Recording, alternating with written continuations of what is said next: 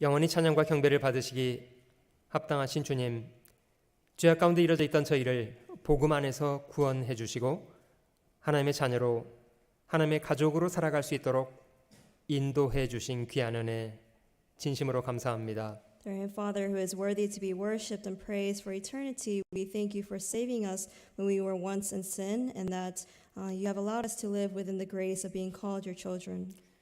주께서 얼마나 고귀한 희생을 담당해 주셨는가를 잊지 않게 하시고 저에게 허락하신 이 모든 것이 얼마나 귀한 은혜인가도 잊지 않고 기억하며 살게 하시기를 원합니다. Help us to never forget the precious sacrifice that you have given for us and how great of a grace that you have given to us, Lord. 주님이 저희를 사랑하신 것처럼 저희도 마음을 다하고 뜻과 성품과 목숨을 다하여 주님 사랑하며 살도록 도와주시옵소서. Just as you have loved us, we pray that we'll be able to love you with all our hearts, with all our minds, and with all our strength. 이 땅에 남겨진 저희 생애가 저희를 구원하신 하나님의 영광 앞에 부끄럼 없는 사람이 되도록 도와주시옵소서. We pray that the remaining of our lives will not be shameful or embarrassed in front of you, Lord. 교회를 섬기고 두루 이뤄진 사람들에게 부끄럼 없이 복음 증거하며 남은 생애를 살도록 인도하시옵소서. And we pray that you will guide our lives so that we can preach the gospel to the lost souls around us with boldness. 이 시간도 각 사람 마음속에 주께서 주시기 원하시는 선한 교훈들 풍성히 베풀어 주시기를 원합니다. And even in this time, we desire that you will fill us abundantly with your lessons that you have prepared for us to learn today. 우리 구주 예수님의 귀하신 이름으로 감사하며 기도드립니다. We pray in the name of our Lord Jesus Christ and Savior. 아멘. Amen.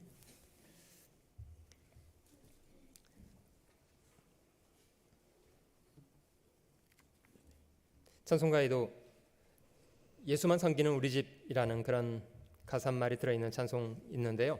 There's a hymn that has the lyrics, Our family that only serves the Lord.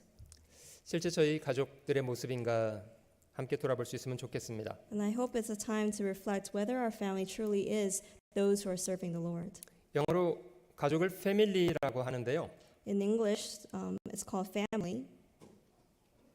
Father and mother, I love you.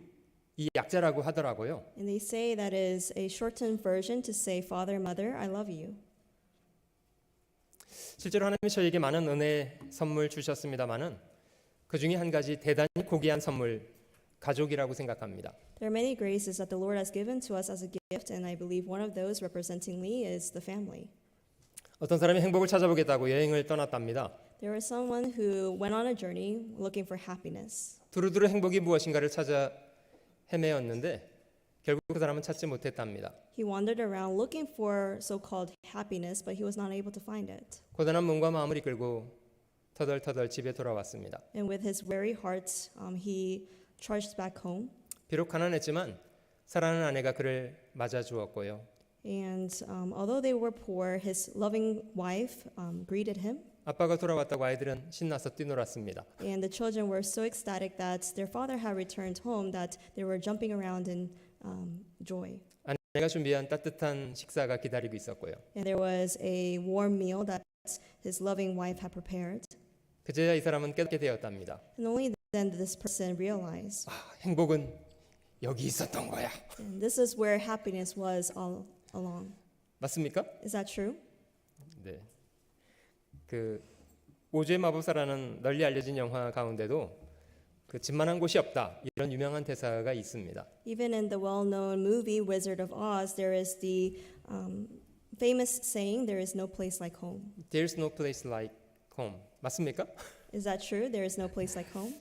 네. 한 사람이 이 땅에 태어날 때 하나님이 한 사람의 생애를 한 남자와 한 여자에게 맡겨서 이 땅에 한 아이를 보내신답니다.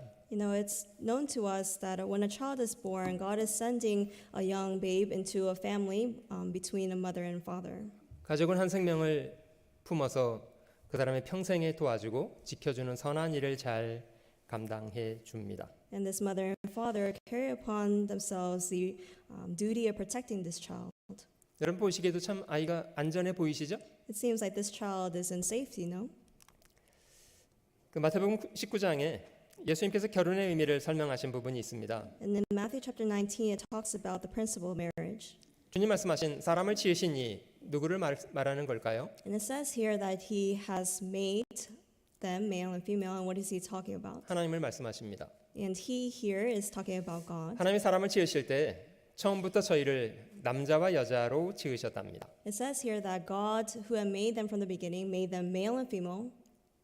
창세기 1장의 6일간의 천지 창조 가운데 여섯째 날 되는 날 마지막 순간 하나님은 사람을 남자와 여자로 창조하셨다고 합니다. In the sixth-day creation that is recorded in Genesis chapter 1, on the last day it records that he has created male and female. 물론 창세기 2장을 보면 남자와 여자를 지으셨던 그 여섯째 날 동시에 만드신 것은 아니고요.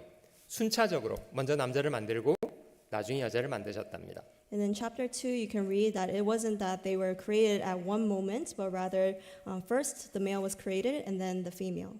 무엇으로 남자를 지으셨다고 합니까? And what did he create the male out of? 흙을 이겨서 사람을 만들고 생기를 불어 넣어서 사람이 생명이 됐답니다. It says that God has created man from the dust of the ground, and in his nostrils he breathed the breath of life. 남자는 그렇게 만들어졌습니다. That is how man was made. 하나님 여자는 무엇으로 만드셨습니까? And what were the ingredients that or materials that were used to make the female? 남자를 깊이 잠들게 하고 갈빗대 하나를 취해서 그것으로 여자를 만들어서 그에게 아내로 주었답니다. And out of the rib of the male who was fallen fast asleep, he has created the female. 이것이 창세기 2장이 설명하고 있는 가정의 의미였습니다. And that is the meaning of family that is recorded in Genesis chapter 2. 사람은 처음 만들어졌을 때부터 가정이라는 울타리 안에 있었습니다. From the beginning, man was within the boundaries of a family. 5절 말씀에 주님은 이렇게 말씀하십니다. And in verse 5, it records, 이러므로 사람이 그 부모를 떠나서 아내에게 합하여 그둘이 한 몸이 될지니라 하신 것을 읽지 못하였느냐. and said, For this reason a man shall leave his father and mother and be joined to his wife, and the two shall become one flesh. 여러분 이거는 아담을 향해서 하신 말씀이 아니죠? This is not Jesus speaking to Adam, right? 창세기 2장 말씀은 아담을 향해서 하신 말씀이 아니고요. 이 땅을 살아가는 모든 남자에 대한 이야기입니다. I'm sorry, Genesis chapter 2 is not only referring to Adam himself, but also to every man that is living in this world. 아담과 하와는 부모가 없었잖아요. Because Adam and Eve did not have parents. 사람이 부모를 떠나서 아내에게 합하여 둘이 한 몸이 되는 것이 성경에 말씀하시는 결혼이라는 의미입니다. And the principle of marriage that the Bible speaks of is when a man leaves his father and mother and is joined with his wife to become one flesh. 여러분 하나님이 사람을 그렇게 창조하신 목적은 6절 때문이었답니다. And the reason why he has created them to be so, the answer is recorded in verse 6. 여러분 6절 말씀은 여러분도 마음속에 차근차근 읽어보시면 좋겠습니다. I hope that you're able to take the time to really meditate on verse 6. 같이 한번 읽어보실게요. Let us read together. 이러한즉 So then they are 이제 no longer two, 둘이 아니요 but one flesh. 한 몸이니 Therefore, 그러므로 what 하나님이 God has joined 짝지어 together, 주신 let 것을 not man 사람이 나누지 separate. 못할지니라. 여러분 특별히 가족의 중심되는 남편과 아내, 부부지간은 서로를 이렇게 여기셔야 합니다. A husband and wife ought to regard each other as so. 당신은 당신이고 나는 나야. 이런 식으로 생각하지 말아야 합니다. You shouldn't think you are you and I'm me. 성경은 둘이 아니라 한 몸이라고 말씀하십니다. Rather, the Bible records that they are not two, but one flesh. 그리고 그 배후에는 하나님의 섭리가 있다는 것도 말씀하십니다. And also records that there is the providence of God behind all of this. 결혼하기 전에 두 사람은 서로 전혀 다른 곳에서 다른 성장 배경을 가지고 살아왔지 않습니까? Now, prior to marriage, these two lived in different environments and different backgrounds. 근데 그들이 사랑으로 연합할 때 그들은 남은 생애를 운명을 같이 하면서 살아갑니다. But when they're joined together in the principle of marriage, they are going to share a destiny in the future. 참 고귀한 선물이라고 생각합니다. I believe it's a very precious gift in itself. 전도서 9장에 있는 말씀에는 네 헛된 평생의 모든 날 곧 하나님이 해 아래서 내게 주신 모든 헛된 날에 사랑하는 아내와 함께 즐겁게 살지어다. 이는 네가 일평생에 해 아래서 수고하고 얻은 분복이니라. In Ecclesiastes chapter 9 it records, "Live joyfully with the wife whom you love all the days of your vain life which he has given you under the sun, all your days of vanity, for that is your portion in life and in the labor which you perform under the sun." 세상 사람들이 추구하는 즐거움, 죄악의 즐거움은 우리 삶 속에 깊은 상처를 남깁니다. The joy of the world, the pleasures of the world actually harms us very deeply. 여러분, 하나님이 정말 저에게 주시기 원하시는 즐거움은 가정 안에 있습니다. The joy or the pleasure that the Lord wants to give us is within the family. 성실하게 일하고 가족을 부양하고 함께 서로 사랑하며 살아가는 그 속에 진정한 행복이 있습니다. There is true happiness in working diligently and loving one another with great love. 여러분들은 가족들을 어떻게 정의하시나요? How do you define family? 그냥 한 집에 살아가는 사람들이라고 정의하십니까? Is it just merely a number of people living within the same household? 실제 많은 사람들은 그냥 한 집에 사는 것뿐이지 아무 상관없는 사람인 것처럼 사실은 가족들도 있으시더라고요. There are some families out there that only live within the same house but seem like they live without any relation to one another. 여러분, 성경에 말하는 가족은 공동체입니다. A family is a common group. 고난도 함께 받을 뿐만 아니라 수고도 함께 하고 영광도 함께 얻는 사람들입니다. Not only are they a group, but they're a group that share a common destiny, that suffers together, shares joy together, and is glorified together. 자문에 말씀에 보면 자식이 지혜로우면 아비가 기쁨을 얻고 자식이 미련하면 어미가 근심을 얻게 된답니다. In Proverbs chapter 10, it records, "A wise son makes a glad father, but a foolish son is a grief to his mother." 가족이기 때문에 운명을 같이 하는 그런 사람들이랍니다. Because they are sharing the same destiny, they are grouped together as family. 어진 여인은 그 지아비의 면류관이 되고 욕을 끼치는 여인은 그 지아비로 뼈가 썩음 같게 한답니다. A foolish son is a ruin of his father, and the contentions of a wife are continual dripping. An excellent wife is a crown of her husband, but she who causes shame is like rottenness in his bones. 여러분, 가족에 대해서는 외면하고 있으면 안 된다고 생각이 들고요. If you are truly family, you shouldn't neglect your family. 반드시 선한 길로 인도해서 하나님 앞에 선한 인생을 살아갈 수 있도록 애를 쓰고 도와주어야 합니다. But you must guide them the right path and strive to help them to go the right way. 여러분들도 가족을 위해서 기도하시나요? Do you pray for your family members? 모든 가족들이 하나님 앞에 건강하게 살기를 기도하시나요? Do you truly pray that your family members will be upright in the eyes of God? 실제로 그렇게 기도하고 도와주어야 합니다. You must truly pray in such a manner and also help them to do so. 그렇게 하지 않으면 결국 자신의 불성실한 삶의 태도는 악한 열매로 돌아오게 됩니다. And unfortunately, if you do not live with that diligence, you're going to reap the crops as a result. 하나님이 저희 삶 속에 단지 저희 한 사람만 염두에 두고 계신 건 아니고 저희를 통해서 저희 가족과 함께 일하시고 싶어하는 것은 분명하십니다. No, it's not that God is only focusing on one individual, but rather He wants to work within your household. 우리가 구원받을 때 하나님은 단지 저희 한 사람을 구원하시겠다는 것이 목적이 아니고 저희뿐만 아니라 저희에게 속한 모든 가족들도 함께 구원을 하시겠다는 것이 목적이랍니다. The purpose of saving one's soul is not to only save that one individual, rather to save his or her household as well. 정말 사랑한다면 가족들을 그냥 버려둘 수 있겠습니까? If you truly love your family, can you neglect them or ignore them? 그 라티노 분들은 한 사람이 구원을 받으면 가족들을 전도하려고 애를 참 많이 쓰시더라고요. You know, many Latino families that we see around us, when one person is saved, you can see that they really strive to evangelize to their family members 가족들도 많으시잖아요. because they have many family members as well. 그러니까 한 사람이 구원받으면 온 가족들에게 복음을 전하시더라고요. And when one person is saved, they preach to all their household. 성경 분명히 말씀하시기를 누구든지 자기 친족, 특히 자기 가족을 돌아보지 아니하면 믿음을 배반한 사람이고 불신자보다도 더 악하다고 말씀하십니다. In 1 Timothy you can read, "But if anyone does not provide for his own, and especially for those of his household, he has denied the faith and is worse than an unbeliever."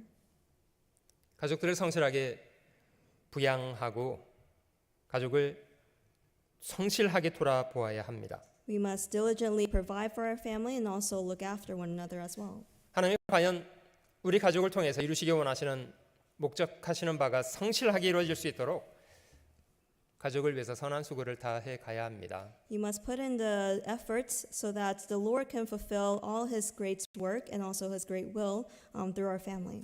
하나님이 처음 아브라함을 부르셨을 때도 단지 아브라함 한 사람을 축복하겠다는 것이 아니었습니다. You know, when Abraham was first called by God, God did not want to only bless Abraham himself. 아브라함을 통해서 천하 만국이 복을 받게 하겠다는 것이 목적이었습니다만 과정이 있습니다. You know, yes, He wanted to bless the nations of the world through Abraham, but there was a process. 19절을 자세히 보시면 내가 그로 그 자식과 건속에게 명하여 여호와의 도를 지켜 의와 공도로 행하게 하려고 그를 택하였나니 이는 나 여호와가 아브라함에게 대하여 말한 것을 이루려 함이니라. In verse 19, you can see, For I have known him in order that he may command his children and his household after him, that they keep the way of the Lord to do righteousness and justice, that the Lord may bring to Abraham what he has spoken to him. 여러분 저희가 정말 성공적인 하나님 앞에 성공적인 인생을 살기 원한다면 하나님이 저에게 주신 가정을 건강하게 세워 놓아야 합니다. In order to lead a successful life, we must be able to establish our family in a healthy manner. 여러분 가정이 무너지면 저희 각 사람도 설 자리가 없어집니다. If the family collapses, then us as an individual, there's nowhere to stand.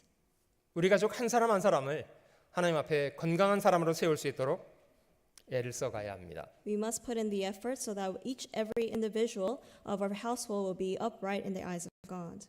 여호수아는 이런 신앙 고백을 했는데요. Joshua has spoken this confession of faith. 너희 섬길 자를 오늘날 택하라. 오직 나와 나의 집은 여호와를 섬기겠노라.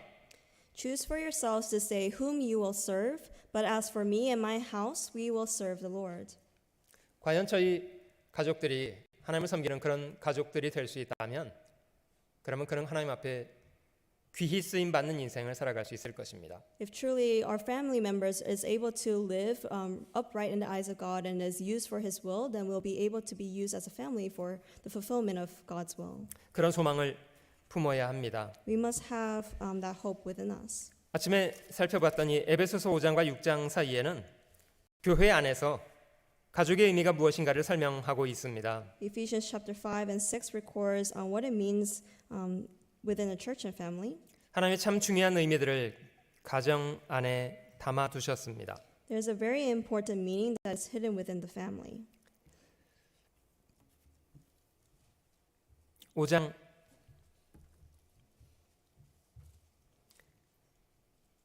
31절 보시면 Chapter 5 verse 31. 이러므로 사람이 부모를 떠나 그 아내와 합하여 그 둘이 한 육체가 될지니 For this reason, a man shall leave his father and mother and be joined to his wife, and the two shall become one flesh. 이 비밀이 크도다. 내가 그리스도와 교회에 대하여 말하노라. This is a great mystery, but I speak concerning Christ and the church.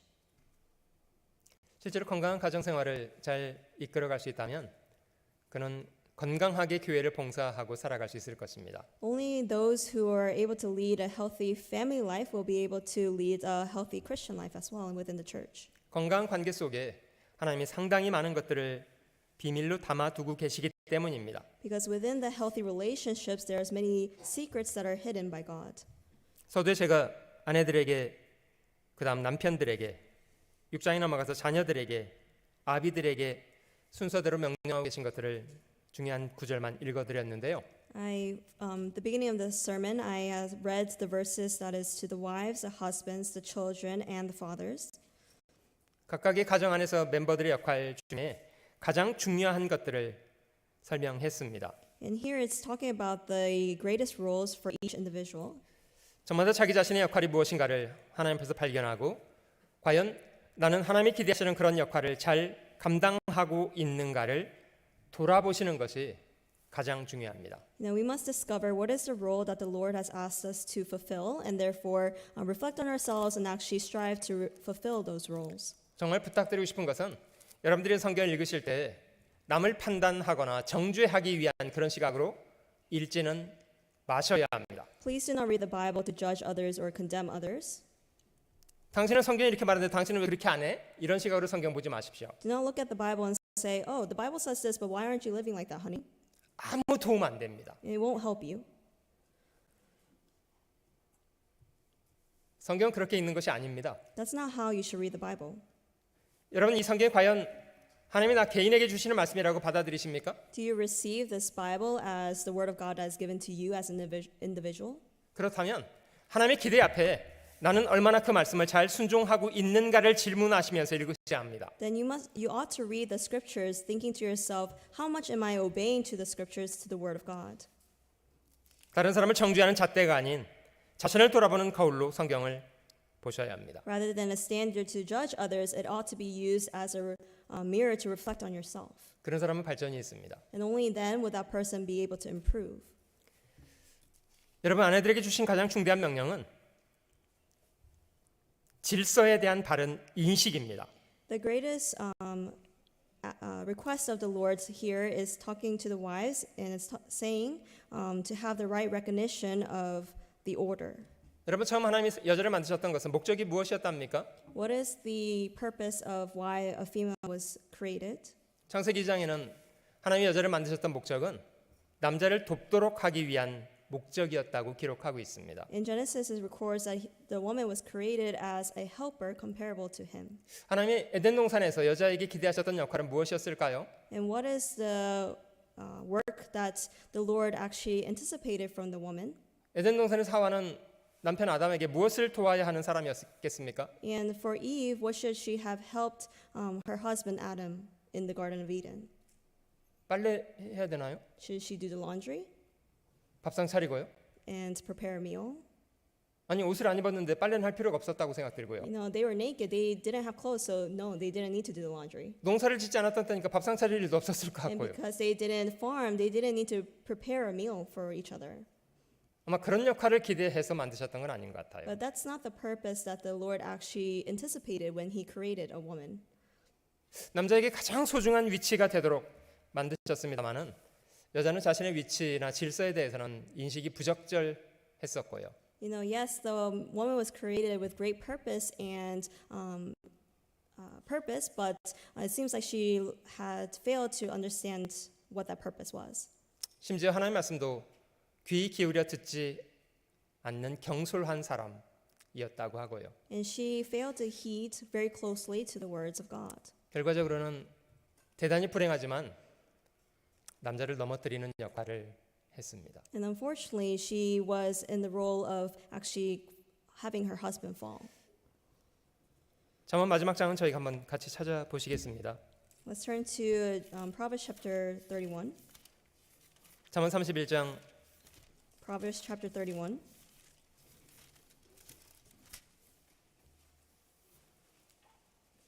(10절로 31절) 사이 22구절은 현숙한 여자의 표본이 되는 내용을 정리하고 있습니다. Verses 10 through 31 list 22 characteristics of a virtuous wife.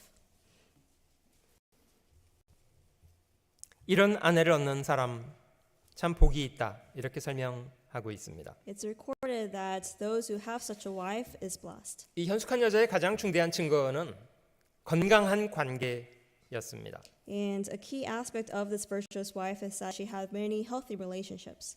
물론 그는 대단히 성실한 사람이었다고 설명하고 있고요. Yes, it's recorded that she was a woman of diligence. 이기적이지 않고 두루 이웃을 섬길 줄 아는 사람이었다고도 합니다. And she wasn't self-centered, but rather lived a life that was serving others. 아마 그럴 수 있었던 것은 그의 마음속에 하나님에 대한 바른 인식이 갖춰져 있었기 때문이라고 믿어집니다. And I believe she was able to live such a life because she had the right recognition when it came to God. 31장 30절입니다. Chapter 31, verse 30. 고운 것도 거짓되고 아름다운 것도 헛되나 오직 여호와를 경외하는 여자는 칭찬을 받을 것이라. Charm is deceitful and beauty is passing, but a woman who fears the Lord, she shall be praised. 그의 모든 행동은 하나님을 두려워하는 마음에서 비롯돼서 나온 것들입니다. All her actions were derived from the fear of God. 이기적이지 않고 그는 성실하고 이타적으로 수고하던 사람이었습니다. She wasn't self-centered, but rather she was altruistic and served others. 이 성경은 그의 남편이 이런 사람이었다고 기록하고 있습니다. It's recorded that her husband was such a person. 23절 Verse 23. 그 남편은 그 땅의 장로로 더불어 성문에 앉으며 사람의 아는 바가 되며 Her husband is known at the gates when he sits among the elders of the land. 저절로 되는 일은 아니잖아요. It wasn't made just by chance. 성실하게 남편을 조력했고 귀한 역할을 할 수 있는 사람으로 만들어 놓았다는 뜻입니다. But rather, the wife led or fulfilled her role in supporting her husband very well. 잠언 31장 10절부터 12절도 볼게요. Verse 10 and 11. 누가 현숙한 여인을 찾아왔겠느냐? 그 값은 진주보다 더하니라. Who can find a virtuous wife? For her worth is far above rubies. 그런 자의 남편의 마음은 그를 믿나니 산업이 핍절치 아니하겠으며 The heart of her husband safely trusts her, so he will have no lack of gain. 그런 자는 살아있는 동안에 그 남편에게 선을 행하고 악을 행치 아니하느니라. She does him good and not evil all the days of her life. 자매들로서는 하나님의 지청하신 질서에 대한 바른 인식을 잊지 않도록 하는 것이 중요하겠다고 생각합니다. As sisters, we ought to never forget the right order that is set by God. 고린도서 11장에 있는 말씀에는 하나님과 그리스도와 남자의 여자의 질서에 대한 설명을 이렇게 하고 계십니다. And when it comes to the order between a woman and a man and the Christ and God, it's recorded in 1 Corinthians chapter 11 also. 각 남자의 머리는 그리스도요, 여자의 머리는 남자요, 그리스도의 머리는 하나님이시라. But I want you to know that the head of every man is Christ, the head of a woman is man, and the head of Christ is God. 여러분, 이것이 하나님이 제정하신 질서라고 합니다. This is the order that is set by God.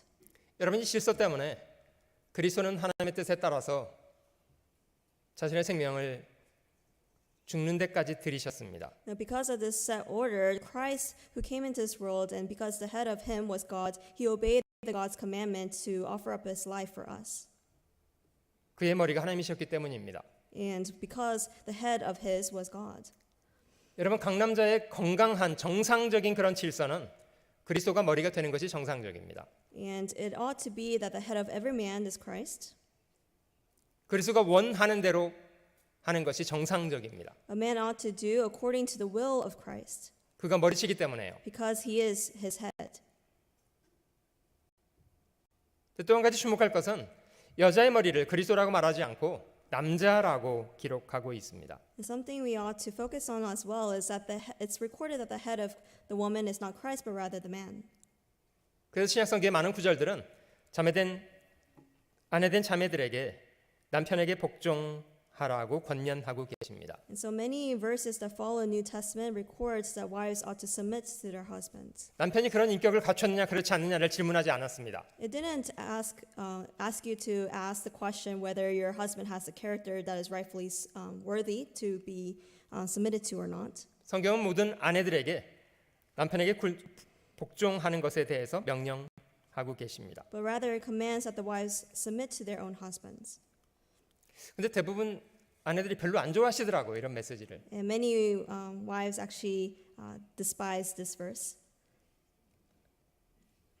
실제로 성경 말씀보다는 세상적인 사고 방식을 기준으로 삼고 있기 때문이에요. And the reason so is because the standard in their minds is not the Bible, but rather the standards that are set by the world. 그래서 마음속에 충돌이 되시더라고요. And so there's a conflict that occurs within their heart.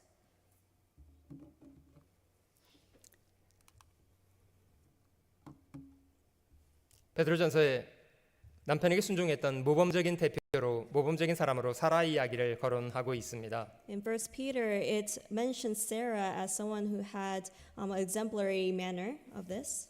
사라는 평생에 아브라함을 주라 칭하며 복종했다고 합니다. It says that Sarah obeyed Abraham, calling him Lord.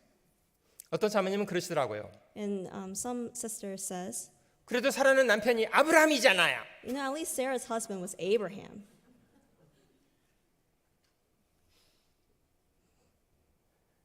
자기 남편 아브라함이 아니래. And she says, my husband is not Abraham. 여러분들은 남편으로서 아브라함은 몇 점짜리 남편이었다고 생각되시나요? And if you were to evaluate Abraham as a husband, what score would you give him? 성경이 믿음의 사람이라고 칭하기 때문에 남편으로서도 100점짜리다 이랬을 거라고 생각하십니까? Do you think he was a perfect husband because he was labeled as a man of faith? 아니요, 인간적으로는요, 부부의 토리를 배반하고 자기 아내를 창기처럼 팔아먹었던 사람이에요, 아브라함은. No, rather Abraham has basically sold his wife as like basically a prostitute. 아브라함이 그런 일을 저질렀고도 자기 아내에게 사과하고 잘못했다고 말했던 사람입니까? Did he apologize for what he had done to Sarah? 아니요, 그는 전혀 그렇게 잘못했다고 사과하지 않았어요. No, he didn't apologize for his faults. 그랬던 사람이었어요, 아브라함은. That's who Abraham was. 근데 왜 그런 사라는 왜 속도 없이 왜 주라치면서 복종합니까? But why is it that Sarah obeyed to him and called him Lord? 여러분, 실제로 하나님이 제정한 질서에 대한 가장 적절한 인식을 가지고 있었던 사람은 사라였습니다. Because Sarah had the right mindset when it came to the standard and order that was set by God. 여러분, 사라가 자기 남편 아브라함 믿고 살았다면요, 배반당할 때 미치죠. You know, if Sarah really trusted only in her husband Abraham, then she would have lost her mind when Abraham had betrayed her. 사라는 그런 연약함 많은 남편일지언정 불쌍히 여겼답니다. Now, although Abraham was weak as a husband, she still took pity on him. 6절에 말씀하시는 것처럼 사라가 아브라함을 주라 칭하여 복종한 것 같이 너희가 선을 행하고 아무 두려운 일에도 놀라지 아니함으로 그의 딸이 되었느니라. In verse 6 it records, as Sarah obeyed Abraham, calling him Lord, whose daughters you are if you do good and are not afraid with any terror. 자기 남편에게는 버림을 당하는 순간에도 사라는 하나님에 대한 신뢰를 포기하지 않았고요. Even in the moments of being betrayed by her husband, she did not fail to uphold her faith in God. 하나님은 나를 지키실 거라고 굳게 믿었답니다. She firmly believed that God would protect her. 그래서 하나님이 사라를 지키셨고요. And therefore God did protect. 그런 하나님에 대한 두려움 때문에 허물 많은 남편일지언정 평생 주라칭하고 순복하고 살은 사람이 사라랍니다. And although her husband had many flaws, because she trusted in God, she was able to obey Abraham and call him Lord. 5절에 전에 하나님께 소망을 두었던 거룩한 부녀들도 이와 같이 자기 남편에게 순복함으로 자기를 단장하였나니. In verse 5, for in this manner in former times the holy women who trusted in God also adorned themselves, being submissive to their own husbands. 자신의 남편의 권위 아래 있는 사람이라는 것부터 바르게 인식해야 합니다. We must understand that we are beneath the authority of our husbands.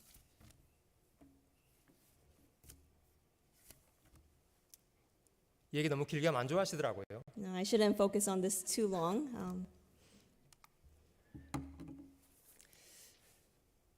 베드로전서 3장 7절 말씀에는 남편 된 사람에게 명령하시는 말씀이 있습니다.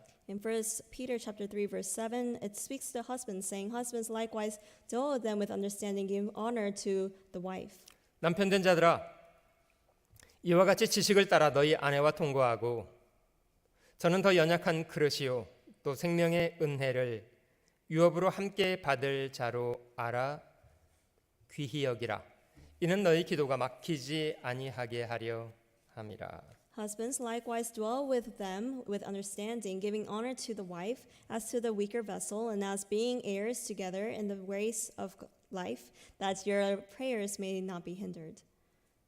여러분 자신의 배우자와 말이 잘 통하시는 상태신가요? Do you communicate very well with your spouse? 나는 내 남편과 말이 안 통한다. 이런 분도 계시죠? Is there anyone here that says, oh, I can't stand talking to him because we can't communicate? 마음에 있는 거 얘기 안 하고 지낸 지 벌써 오래됐다. 이런 분들도 계시죠? There's probably individuals that have failed to speak their minds to their spouse for a very long time now.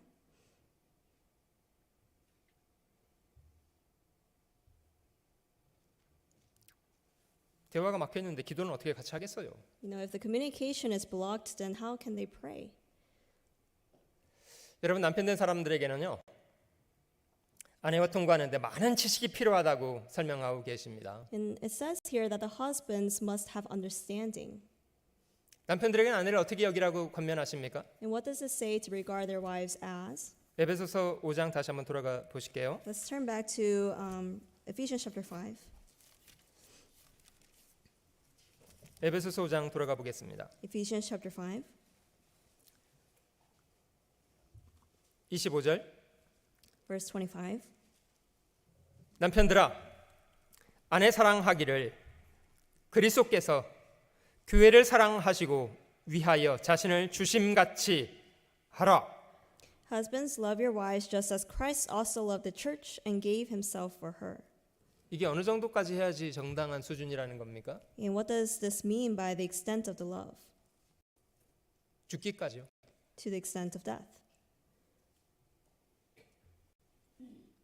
말로만 사랑하는 거 그만하시고요. You know, don't express your love with words. 물론 말도 잘 해야 되더라고요. 안 하는 것보다 하는 게 낫습니다. Of course, you must speak the words of love as well. 근데 진실이 결여된 말이라면요, 좀 하지 마세요. But if it's failing to include the sincerity, don't say it at all. 책임지지도 못할 말을 잔뜩 하고 나중에 안 하면 못하게 됩니다. You know, if you don't take responsibility on the words that you have spoken, then it's better to not say the words. 실제로 사랑한다면 마음에 있는 걸 잘 말씀도 하셔야 돼요. If you truly love your wife, then you should speak the words that are in your heart. 근데 말로만 아니라 실제 마음으로 진실을 다해서 아내를 사랑하셔야 합니다. But not only with words, in all sincerity, you need to express your love in action. 주께서 교회를 사랑하셔서 자기 목숨을 주신 것처럼 남편 된 사람은 자기 아내를 그렇게 하라고 합니다. It says here, husbands, love your wives just as Christ also loved the church and gave himself for her. 하나님이 여자보다는 남자에게 신체적으로 더 좋은 조건을 많이 주셨습니다. You know, more so than the woman, the man was given more, a better physical physique. 남자라는 권위를 주셨고요. And he also gave the authority of a male. 여러분, 그거는 가족 위에 군림하라는 것이 아닙니다. And it's not saying to rule over your husbands. 더 좋은 조건을 가지고 있다면 더 건강하게 섬기세요. It doesn't mean to rule over your family with power, but rather it means to serve them. 여러분, 주님이 땅에 오셔서 저에게 보여주신 모범은 무엇입니까? What is the model example that the Lord showed us while he was on this earth? 창조주의 권위로 군림하셨던가요? Did he rule over the world as being the creator God himself? 주님은 그렇게 하지 않으셨습니다. No. 인자가 세상에 온 것은 섬김을 받으려 하는 것이 아니라 도리어 섬기려 하고 자기 목숨을 많은 사람의 대속물로 주려 함이니라. The reason why he has come into this world is not to be served, but rather to serve and to give his life a ransom for many. 여러분, 주님은 왕이셨습니다마는 군림하시는 왕이 아니라 스스로 섬기시는 왕이었습니다. Yes, the Lord is our king, but he's not a king that is a tyrant and rules over us as so, but rather he is one who serves. 그런 겸손한 마음 때문에 우리 죄를 담당하고 죽기까지 해주신 거 아닙니까? And because of that humility, didn't he take upon himself the burden of our sins and die for us? 여러분, 그리스도인들은 그리스도를 단지 자신의 죄를 용서해 주신 분으로 받아들이지 않고 주로 받아들입니다. As Christians, we do not only receive the Christ as our Savior, but also our King. 주님은 그리스도인들에게 주와 그리스도입니다. And therefore, the Lord, Jesus and God is our Lord and Savior. 강압적으로가 아니라 주님을 사랑하기 때문에 그를 왕으로 섬깁니다. Not by force, because of love, we voluntarily serve Him. 주님이 먼저 저희를 사랑하고 섬겨 주셨기 때문에요. Because He has loved us first and served us first. 여러분들이 한 가정을 책임지는 가장들이시라면 가족들 위해 군림하는 사람이 되려고 하기보다는 성실하게 가족들을 섬기는 가장이 되려고 하십시오. If you are the head of the household, then do not rule over your family with power and force, but rather serve. Take upon the position to serve.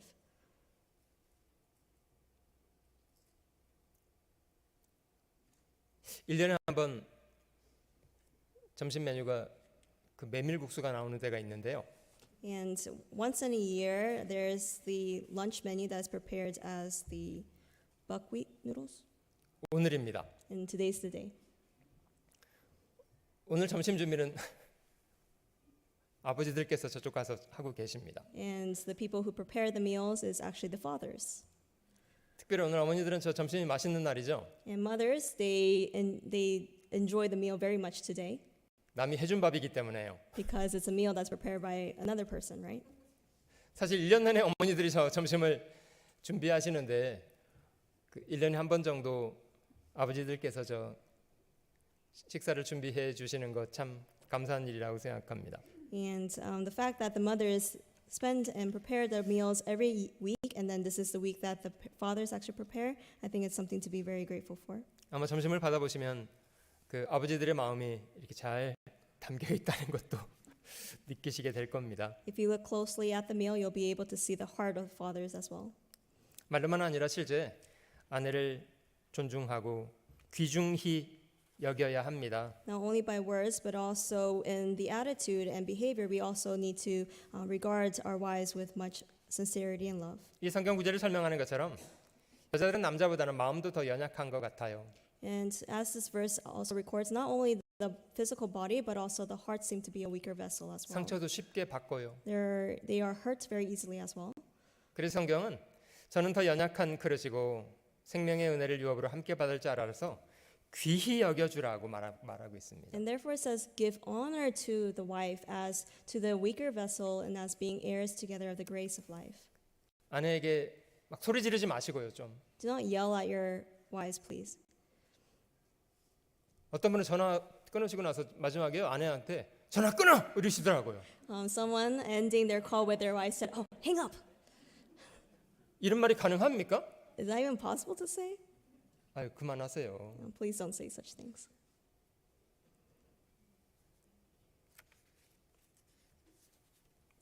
존중하셔야 됩니다. Please give honor to them, 서로 그래야 됩니다. to each other. 여러분 둘이 하나이기 때문에요. 상대방이 무너지면 자신도 무너집니다. Because you are now one flesh, if one side falls, then both will fall.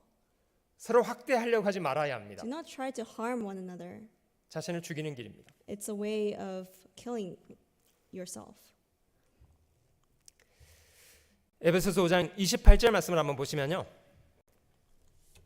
에베소서 5장 28절 Verse 28 of Ephesians chapter 5. 이와 같이 남편들도 자기 아내 사랑하기를 제 몸같이 할지니 자기 아내를 사랑하는 자는 자기를 사랑하는 것이라. So husbands ought to love their own wives as their own bodies. He who loves his wife loves himself. 누구든지 언제든지 제 육체를 미워하지 않고 오직 양육하여 보호하기를 그리스도께서 교회를 보양함과 같이 하나니. For no one ever hated his own flesh, but nourishes and cherishes it, just as the Lord does the church. 우리는 그 몸의 지체임이니라. For we are the bodies of his body, or members of his body. 우리가 교회 안에 있다는 것, 주님의 몸된 사람들이 됐다는 것, 이게 얼마나 귀한 대접을 받고 있는 건지 잘 기억하셔야 합니다. We must remember that we are now being saved, the members of the body of Christ, and how glorifying and honorable this position is. 여러분들 자신의 몸에 대해서 소중하게 여기시죠? You do cherish your own body, right? 엄청 아끼시죠? You cherish it with great amount. 어우 추워 죽겠네, 더워 죽겠네, 배고파 죽겠네, 배불러 죽겠네, 막 죽을까 봐 얼마나 겁을 내는지요. You know, they're so fearful of death, saying, "Oh, I'm hungry to death. I'm thirsty to death. I'm cold to death." 자기 몸 안 귀한 사람 어디 있습니까? You know, everyone regards their own body with great cherishment and love. 여러분 주님이 교회를 그렇게 여기십니다. That's how Christ regards the church. 여러분 운동장에 많은 아이들 놀고 있어도 눈이 계속 따라가는 아이가 누굽니까? You know, in a playground, although there are many kids playing, who do you focus on? 자기 자식이요. Your own child. 얼마나 귀합니까? You know, how precious are they? 여러분 하나님 눈에 그리스도인들은 어떤 존재들입니까? And in the eyes of God, what regard does the Lord have to his own children. 하나님이 자기 핏값을 지불해서 산 사람들 얼마나 귀한 사람들입니까? And the fact that he paid the price of his own blood for them, how precious could they be? 에베소서 6장 넘어가 보시면요. Chapter 6. 자녀들에게는 부모를 주 안에서 순종하고 공경하라고 명령하고 계십니다. It's recorded here, children, obey your parents in the Lord and honor your father and mother. 이것이 약속 있는 첫 계명이래요. It says this is the first commandment with promise. 여러분 10계명의 10가지 계명은 중요한 것부터 순서대로 배열되어 있습니다. The Ten Commandments are in the order of importance. 여러분 사람을 죽이는 살인이 큰 죄가 됩니까? 부모를 공경하지 않는 것이 더 큰 죄가 됩니까? Is murder a greater sin or is dishonoring your parents a greater sin? 이것이 5번째 계명입니다. This is the fifth commandment. 6번째가 살인하지 말라입니다. The sixth commandment is do not murder.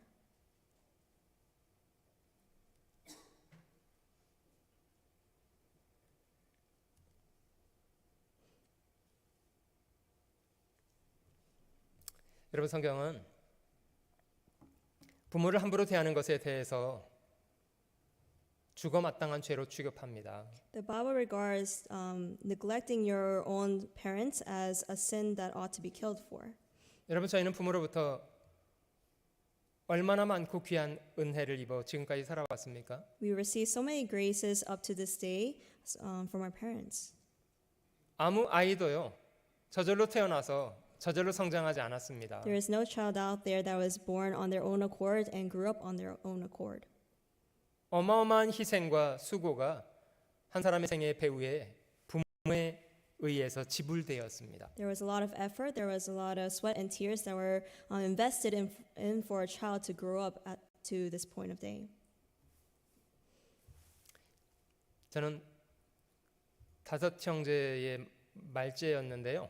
I myself was the youngest out of 5. 저희 어머니가 나이 30이 되기 전에 5 아이의 엄마가 되셨더라고요. And before the age of 30, my mother became a mother of 5.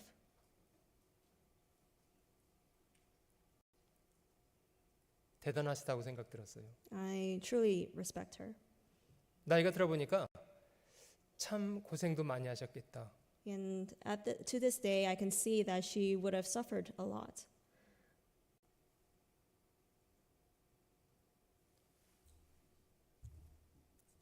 진짜 부모에게 잘해야 되는 것 같아요. I think we really do need to do well when it comes to our parents. 잠언 23장 25절에 네 부모를 즐겁게 하며 너 낳은 어미를 기쁘게 하라. It says here in Proverbs, let the father and your mother be glad, and let her who bore you rejoice. 26절은 같이 한번 읽어보실게요. Verse 26, let's read together. 내 아들아, My son, give me your 네 heart, 마음을 내게 and 주며 let your eyes 네 눈으로 observe 내 my 길을 ways. 즐거워할지어다. 혹시 여러분들은 저 부모님들께 용돈 잘 드리고 계시나요? Do you give allowance to your parents? 돈만 드리고 마음은 안 드리시나요? Do you only give the money and not the heart? 물론 마음이 없으면 돈도 안 드리겠죠. Of course, if you don't have the heart, then you wouldn't give the money either. 근데 부모님들께 용돈도 드려야 되겠습니다만은 마음을 잘 드리면서 사세요. We must give the allowance, but we also ought to give the heart as well. 정말 부모님들을 소중히 여기고 있다는 거 잘 보여주셔야 합니다. And we must show and express that we are really regarding them very preciously. 그 전화 좀 자주 좀 하시고요. Please give them a call often. 여러분들 부모가 여러분들 전화 기다리고 있다는 거 알고 계세요? Do you know that your parents are waiting for your phone call? 자주 전화하셔야 됩니다. Call them often. 마음을 드려야 하겠습니다. We must give the heart. 2가지는 자녀들이 좀 기억했으면 좋겠어요. There are 2 things that children ought to remember. 한 가지는 순종하라는 거고요. The first is to obey. 부모의 뜻을 거역하지 않도록 하는 것이 좋습니다. We must not go against the will of our parents. 또 한 가지는 공경하라는 겁니다. And the second is to honor. 적극적인 태도로 부모가 영광스럽게 되도록 노력해야 합니다. Actively striving that our parents will be glorified. 여러분 자식이 책임감 있게 살아줘야 그게 부모의 영광이 돼요. You know, children need to live responsibly so that their parents will be glorified. 맨날 사고나 치고 쫓겨다니고 이러면요 무슨 부모의 영광이 되겠습니까? You know, if they're always making trouble and causing harm, then what glory would their parents receive? 여러분 자식이란 놈이 저 총 들고 학교 가서 막 쏴주게 많은 사람들 죽였다고 저 뉴스에 나왔다고 해보세요. 부모는 어떻게 살아야 됩니까? Now let's say that a child went to a school and shot many people, then how would their parents live from that day? 그 다음부터 부끄러워서 얼굴 가리고 살아야 돼요. You know, they're going to live in shame for the rest of their lives. 그 미친놈의 자식이 저라고 얼굴 가리고 다녀야 될 거 아니에요. They have to cover up, saying because of the pointing fingers that say, you know, that is the parents of that crazy man.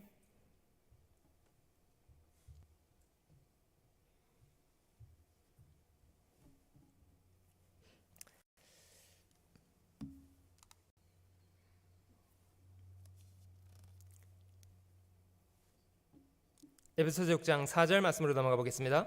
Ephesians chapter 6 verse 4. 또 아비들아 너희 자녀를 노엽게 하지 말고 오직 주의 교양과 훈계로 양육하라.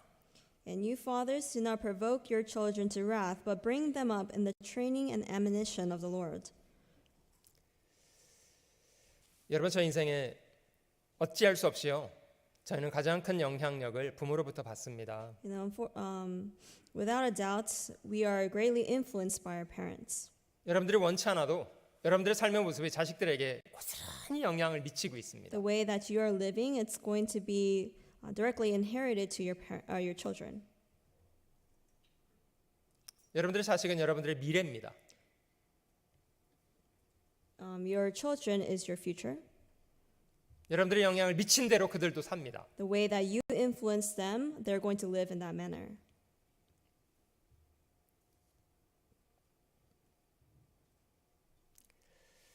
자녀를 노엽게 하지 말고 오직 주의 교양과 훈계로 양육하라. Do not provoke your children to wrath, but bring them up in the training and admonition of the Lord. 자식을 교육하는 두 가지 요소를 기억해 보실게요. There are two aspects that we must bring them up in. 한 가지는 권위라는 겁니다. The first is with authority, 또 한 가지는 모범입니다. and also showing a model or example. 건강한 모범을 잘 보여주면 권위는 저절로 생깁니다. If you show them the upright example first and foremost, then the authority will follow through naturally. 근데 부모 자신이 모범이 안 되면요. 권위를 잃어버리게 됩니다. But if you do not show the modeled example, then you will lose the authority as a parent. 자식이 어릴 때는 부모에게 얻어 터질까 봐 말 듣죠. You know, when they're young, the children, they listen to their parents afraid of being beaten, right? 아들이 크고 살이 분별하면요. But if they are able to tell the right and wrong, 그런 부모의 위선적인 태도에 더 이상 넘어가지 않습니다. they no longer will fall for the hypocritical behavior of their parents. 야, 아빠는 그렇게 못하지만 넌 좀 그렇게 하면 안 되겠냐? You know, let's say a father says, you know, I can't do that, but can't you? 자식이 뭐라는 줄 아세요? Do you know what the children will say? 아빠나 잘하세요. Sue for yourself. 남 상관하지 마시고요. 아빠나 잘하세요. You know, don't speak about others' behalf, but speak for yourself. 비웃습니다. They'll ridicule you. 여러분 부모가 됐다는 건요. 자식에게 선한 모범을 보여줘야 될 책임이 있다는 거예요. You know, as a parent, you have the responsibility of showing the modeled example. 아닙니까? Isn't that so?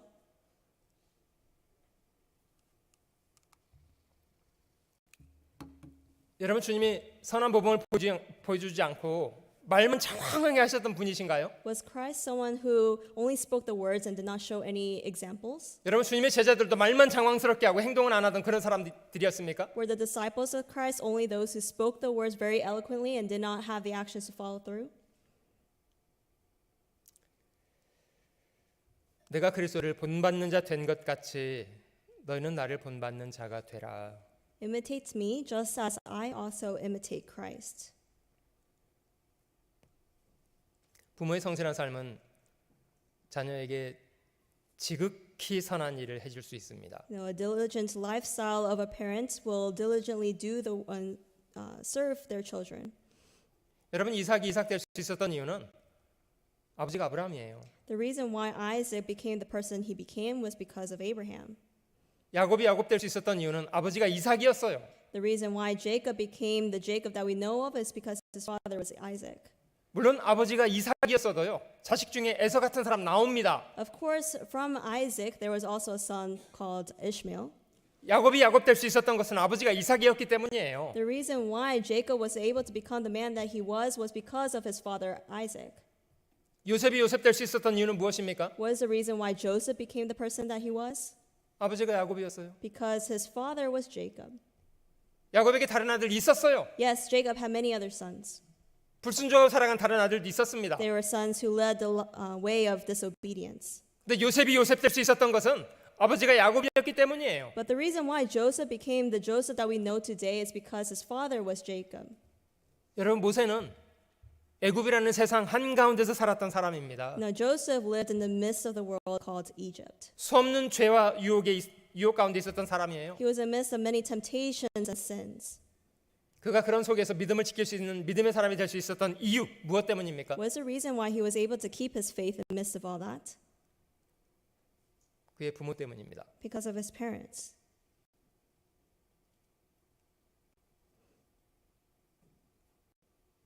믿음의 사람이었던 그들의 부모가 모세를 믿음의 사람으로 키워냈습니다. And because his parents were the people of faith, therefore Moses and people like Moses was able to keep their faith as well. 신약 성경에 젊은 전도자였던 디모데가 있었던 이유는 무엇 때문이라고 합니까? What is the reason why there was a young preacher like Timothy in the New Testament? 할머니 로이스와 어머니 유니게 때문이었답니다. Because of his grandmother Lois and also his mother Eunice. 어릴 때부터 성경을 익숙하게 배울 수 있도록 도와주었다고 하잖아요. They helped him to learn the scriptures from a young age. 신명기 6장에 나오는 이스라엘 사람들에게 가리키는 유명한 토라라는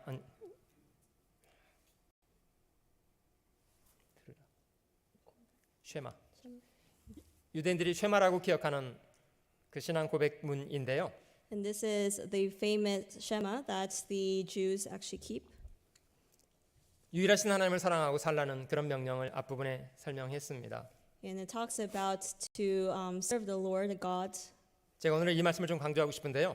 And I want to emphasize today these verses. 7절에 자녀들에게 가르치되 부지런을 내어서 가르치라고 명령하시잖아요. It says to teach them your children or teach the laws to their children diligently. 집에 있을 때든지 길에 행할 때든지 누웠을 때든지 일어날 때든지 하나님 말씀을 강론하라고 권면하십니다. It also says you shall talk to them when you sit in your house, when you walk by the way, when you lie down and when you rise up.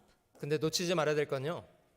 6절에 오늘날 내가 네게 명하는 이 말씀을 너는 먼저 네 마음에 새기라는 것이 먼저예요. But we must not forget the verse prior to that in verse 6 that says, and these words which I command you today shall be in your heart. 남을 가르치려고 하기 전에 먼저는 자기 자신부터 가르쳐야 합니다. Rather than teaching others first, you ought to teach yourself first.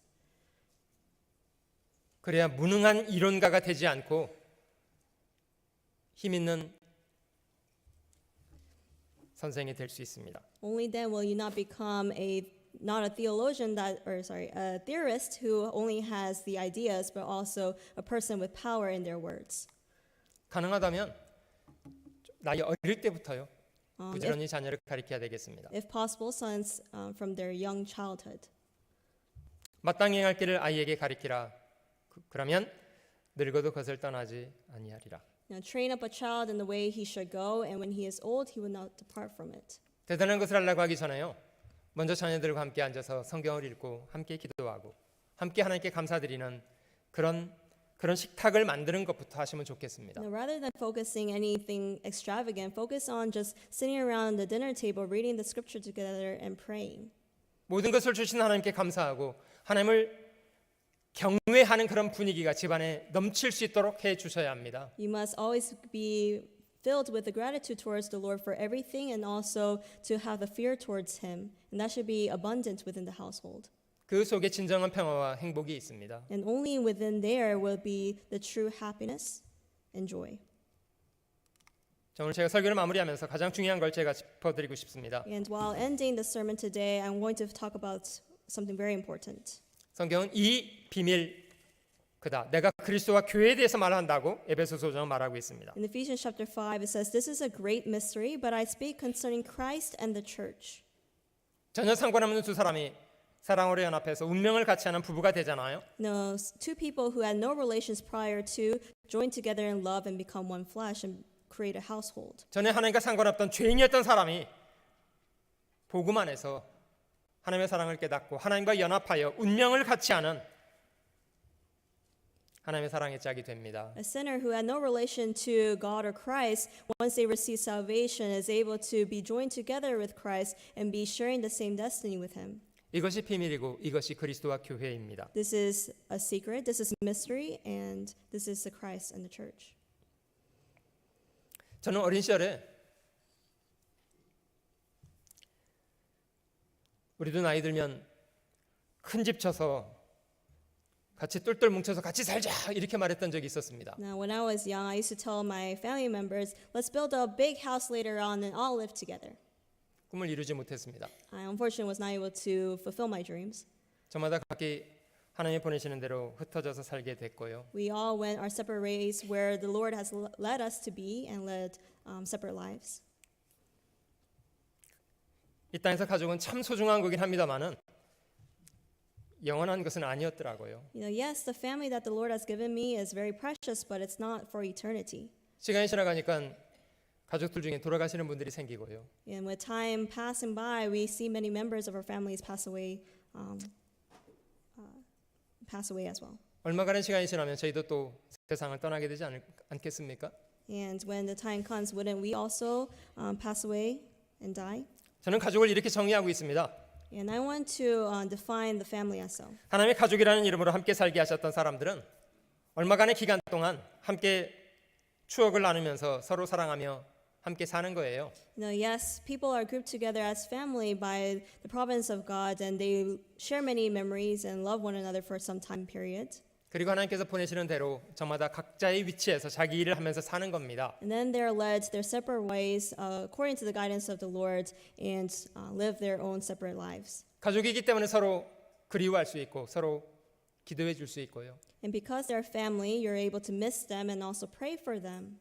저도 한국에 가족들이 계십니다만은 사실 저에게는 든든한 기도의 후원 부대이십니다. And I have many family members back in Korea, and I actually regard them to be a great army of prayer for me. 그런 가족들이 있었다는 게 너무 감사하죠. And I'm very thankful that I have those family members supporting me in the background. 여러분 그러나 그리스도인들에게 진정한 가족은 교회입니다. But a true family for the Christian is the church. 사실 교회는 한 하나님 아버지로 섬기며 서로 사랑하며 연합해서 살아가는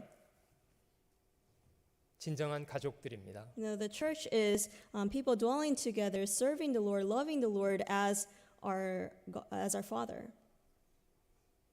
시간이 지나가면 저희는 영원히 함께 살게 됩니다. And when time comes, we're going to enter into eternity to live together. 여러분들 정말 하나님을 사랑한다면 주님 명령하시는 대로 교회를 사랑하고 소중하게 여기고 살아야 합니다. If you truly love the Lord, you must regard the church with the same amount of love as well. 여러분 옆에 계신 분들 한번 돌아보셔도 좋습니다. You know, look around you to the members around you. 어떤 분들이 계시나요? You know, who is next to you? 어떻게 여기셔야 되냐면요. 저분들은 내가 섬겨야 될 사람들이다. 이렇게 여기시면 됩니다. You know, how to regard each other is, oh, that person right there is someone I need to serve. 주님이 저에게 주신 새 계명은 주님이 저희를 먼저 사랑하신 것처럼 저희도 서로 사랑하라는 것입니다. The commandment that the Lord has given us is just as He has loved us, that we should love one another. 하나님을 사랑하시나요? Do you love God? 그 사랑을 가지고 형제를 사랑하십시오. With that love, love your brothers and sisters. 눈에 보이는 형제를 사랑하지 못하는 사람이 하나님을 사랑한다고 말하는 것은 앞뒤가 안 맞는 말이랍니다. You know, to say that you love God but do not love the brother whom you can see, that's a paradoxical statement. 보는 바 형제를 사랑하지 못하는 사람이 보이지 않는 하나님을 사랑한다고요? 있을 수 없는 일입니다. You know, to say that you love God but you do not love your brothers and sisters whom you can see, that's absurd.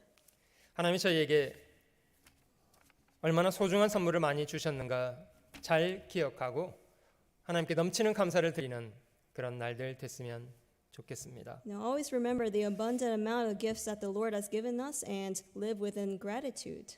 기도하시겠습니다. Let us end with prayer. 사랑하는 주님, 복음 안에서 저희를 구원해 주실 뿐 아니라 하나님의 귀한 자녀 삼아 주신 것을 감사합니다. Dear Heavenly Father, not only do we thank you for saving us of our sins, but allowing the grace of being able to live within the church and as your children.